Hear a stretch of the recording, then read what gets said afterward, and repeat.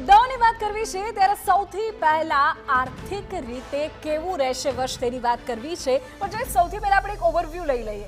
કોના મત અનુસાર આર્થિક રીતે આ વર્ષ સમૃદ્ધિ લાવનારું છે? ઘણા બધા બોલી શકે એમ છે, પણ બધાનો તો જવાબ લઈ નહીં શકાય. પરંતુ આ વર્ષ આર્થિક રીતે સારું રહેશે?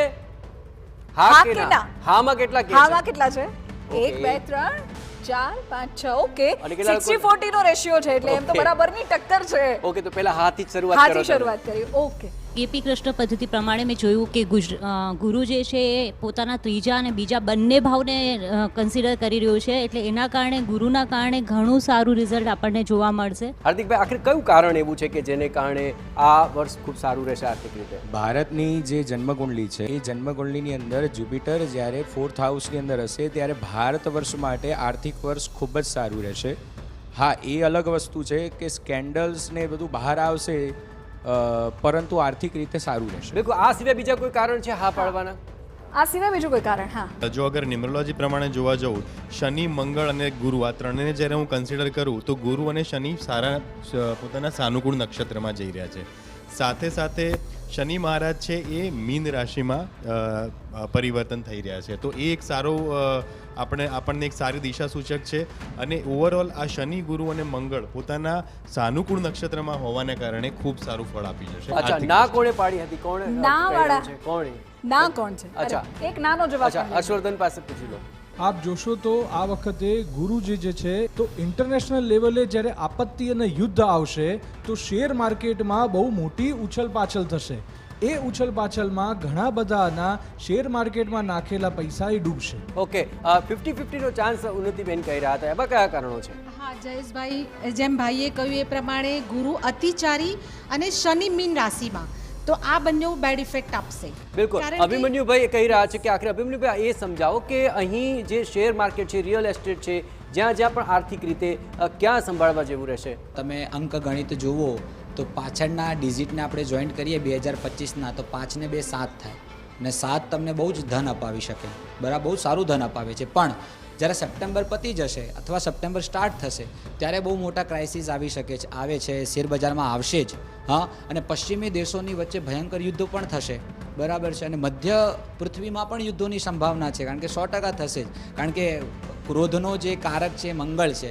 એટલા માટે કે સ્ટાર્ટિંગમાં 2025ના સપ્ટેમ્બર પહેલાં જો તમે શેરબજારમાં પૈસા નાખ્યા છે તો સારું રેવન્યુ જનરેટ કરી લેવું, અને સપ્ટેમ્બર પછી શેરબજારના તો ભાવ વધશે, અપિતુ જે સુવર્ણ છે, સોનું છે, એ 95,000 અપ થશે, અને ચાંદી છે એ 1,30,000 ઉપર જશે. ઓહો, તો સોના ચાંદીના ભાવ પણ વધે તેવી વાત છે. જેમને તેરો કયા કાર્ડના જરા છે, પ્રેડિક્શન જરા જોઈ સાંભળી લે. બિલકુલ, કે સોના ચાંદીના ભાવ છે. તેરો પ્રેડિક્શન શું કહે છે કે આખરે આર્થિક રીતે આગામી વર્ષ કેવું છે? આર્થિક રીતે 2025 50% પોઝિટિવ ને 50% નેગેટિવ છે.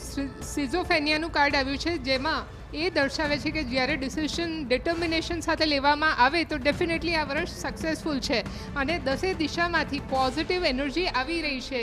એટલે કુદરત તમને તમારા ઉપર પૈસાની બોછાર કરશે અને તમે દરેક મોમેન્ટને સેલિબ્રેશન મોડમાં જીવી શકશો. બટ ડિસિઝન પ્રોપર ડ્રીમ સાથે લેવામાં આવે, એક વિઝન સાથે લેવામાં આવે ત્યારે. બિલકુલ. મેનિફેસ્ટેશનનું જે કાર્ડ આપે કાઢ્યું છે, આખરે મેનિફેસ્ટેશનની દ્રષ્ટિએ જોવા જઈએ તો આખરે કઈ રીતે મેનિફેસ્ટેશન કામ કરશે? મેનિફેસ્ટેશન એ રીતે કામ કરે કે તમે જે બી ભાવને કે જે બી ડ્રીમને અપ્રોચ કરી રહ્યા છો એ અપ્રોચ તમારું એક સેલિબ્રેટિવ મોડમાં હોવું જોઈએ, અને તમે એ વસ્તુને જીવી રહ્યા છો એ રીતે એઝમ્પશન કરો, એ રીતે તમે વિઝ્યુલાઇઝ કરો, અને રિઝલ્ટ પાછળ દોડો નહીં, સરેન્ડર કરી દો, ત્યારે ડિવાઇન તમને ફટાફટ એ વસ્તુ આપી શકે છે. બિલકુલ. વિધિ, આખરે સોના ચાંદીના ભાવને લઈને તો ચોક્કસપણે જાણવું પડે. જરા સોના ચાંદીની અંદર રોકાણ કરવું જોઈએ કે નહીં, હા કે ના, એને વિશે જરા વાત કરો. કરવું જોઈએ કે અચ્છા, પ્રીતિબેન પાસે અત્યારે કરી લેવું છે કે પછી 25ની રાહ જોઈએ?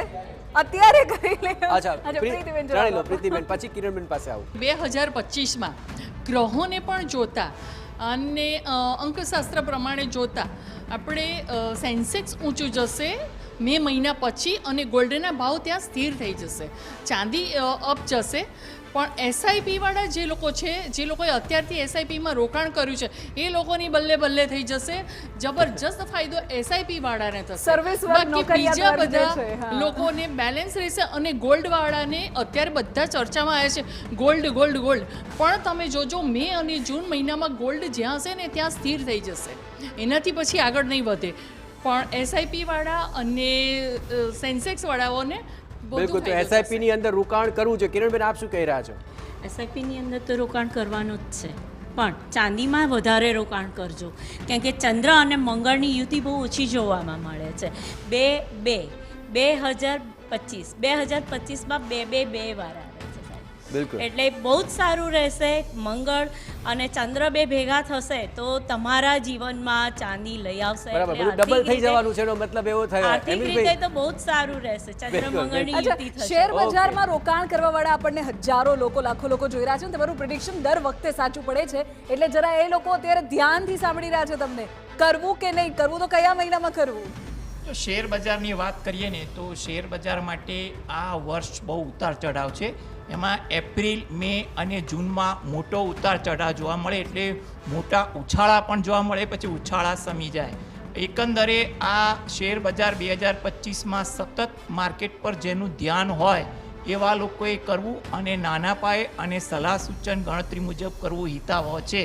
કારણ કે જે આ 3 મહિના છે એ માર્કેટમાં બહુ જ ભૂલામણીવાળા છે. ખોટી તેજી, ખોટી મંદી થશે, એટલે એમાં છેતરાઈને ખોટા નિર્ણય ન લેવાય એવી તકેદારી રાખવી એ વધુ ઈચ્છનીય બને છે. બહુ રિસ્ક લેવું નહીં, બિલકુલ. સમજી વિચારીને હવે કરવું. રિયલ એસ્ટેટ ઉપર આખરે આ વખતે રોકાણ કરવું જોઈએ? કેટલા હા બોલશે? ઓકે, હાર્દિકભાઈ, આપ બોલો, શું કહેશો? આ વખતે રિયલ એસ્ટેટમાં જો રોકાણ કરીએ તો ફાયદો થશે કે કેમ? રિયલ એસ્ટેટમાં રોકાણ નહીં કરો તો પસ્તાશો, કારણ કે આ વર્ષે રિયલ એસ્ટેટની અંદર બૂમ આવવાનો છે. અને સ્ટોક માર્કેટની અગર હું વાત કરું તો એફએમસીજી, એરોસ્પેસ, એના સિવાય ડિફેન્સ, આટલા સેક્ટરની અંદર, સર્વિસ ઇન્ડસ્ટ્રીઝ, આટલા સેક્ટરની અંદર રોકાણ અવશ્ય કરી લેજો. અને જાન્યુઆરીના 19 જાન્યુઆરી પહેલાં તમને એક મોટો ઝટકો સ્ટોક માર્કેટની અંદર જોવા મળી શકે છે. અચ્છા, તો કોણ કહી રહ્યું છે કે હવે રોકાણ ન કરવું જોઈએ? રિયલ એસ્ટેટમાં ના કોણ પાડે છે? અચ્છા, પ્રીતિબેન. કે રોકાણ ના કરવું જોઈએ. જે લોકોએ અત્યારે કરી લીધું છે ને એ લોકોની વાહ છે, એ લોકોને ઘી કેળા છે. પણ હવે પછી જે લોકો 2025માં ફેબ્રુઆરી પછી જ્યારે એ લોકો કોઈક પ્રોપર્ટી કે લેન્ડ ખરીદવા જશે તો એ લોકોને ખૂબ મોંઘી થશે. એટલે એ વખતે લેવા માટે આપણે જઈશું ને ત્યારે આપણને મોંઘું પડશે. પણ જે લોકોએ અત્યારથી લઈ રાખી છે એ લોકો વેચાણ કરવા જશે ને તો એ લોકોને ખુશીના સમાચાર મળશે અને એ લોકોને જબરજસ્ત ફાયદો થશે.